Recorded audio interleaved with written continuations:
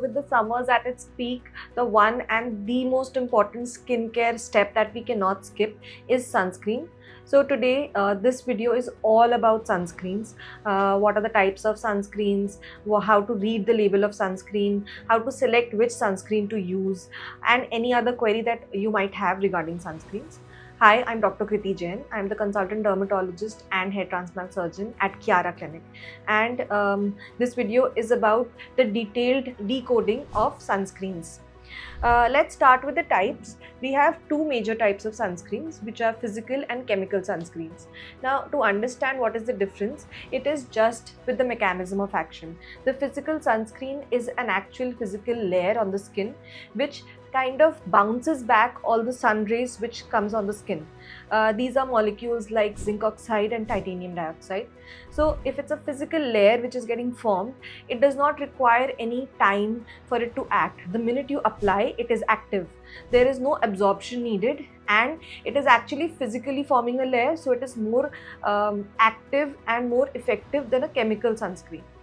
The problem with the sunscreen is that the molecules are heavy, so they may feel like a burden on the skin. You may not like to apply it, or it may feel like a separate layer on your face.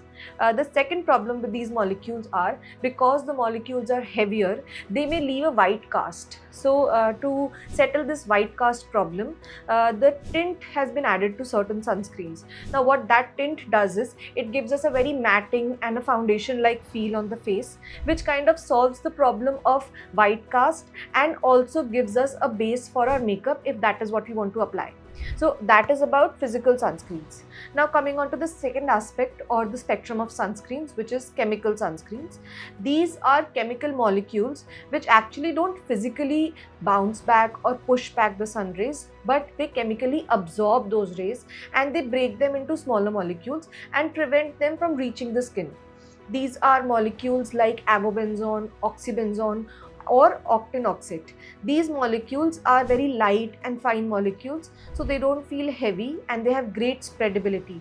So they don't feel like a separate layer on the skin. The only problem is that these are chemicals, so they have to be applied at least 15 to 20 minutes before going out in the sun for them to be active.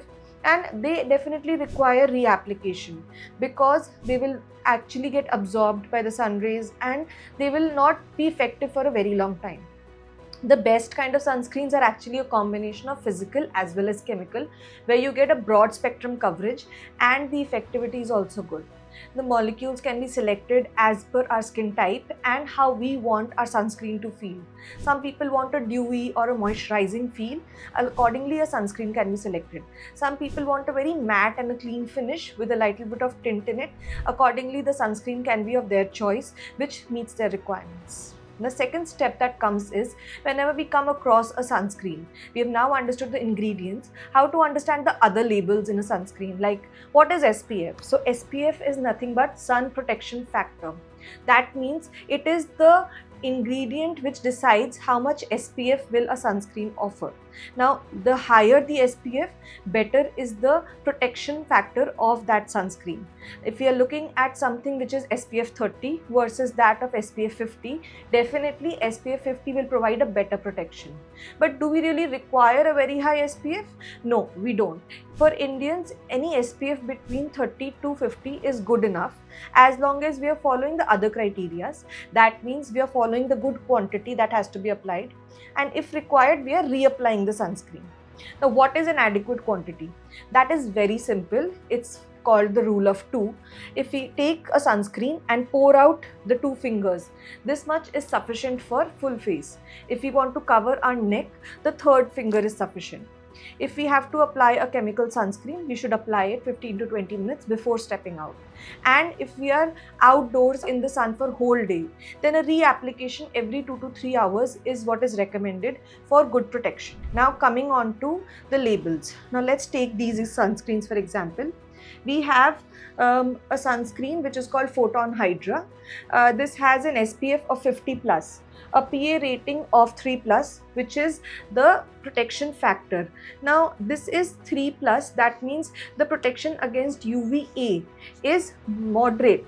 If there is a sunscreen which has PA of 2 plus, that the protection against UVA is mild, and the best one is UVA protection factor of 4 plus. Maybe this one has a PA factor of 4 plus. So if we're talking about the protection against UVA, this will be more advantageous. Coming on to the water resistance, we have to look at a sunscreen which is water resistant, which means if we apply the sunscreen and remain in water for up to 40 minutes, the sunscreen will be very effective. That means this sunscreen will work well in outdoor activities or water activities like swimming.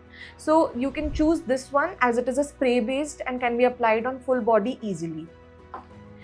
If we are someone who is indoors and likes to work on laptops or has a lot of screen time, we also need an additional protection of infrared radiations.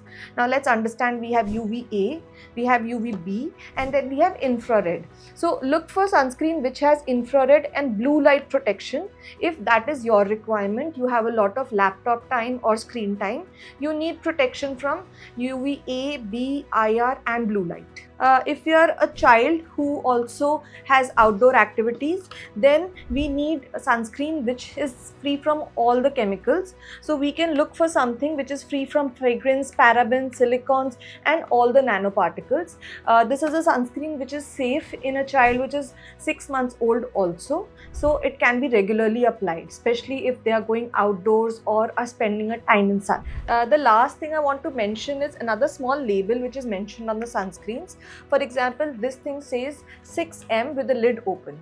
That means that even if the sunscreen is not expired and is still valid, once it has been opened, it should be consumed within 6 months for it to remain effective.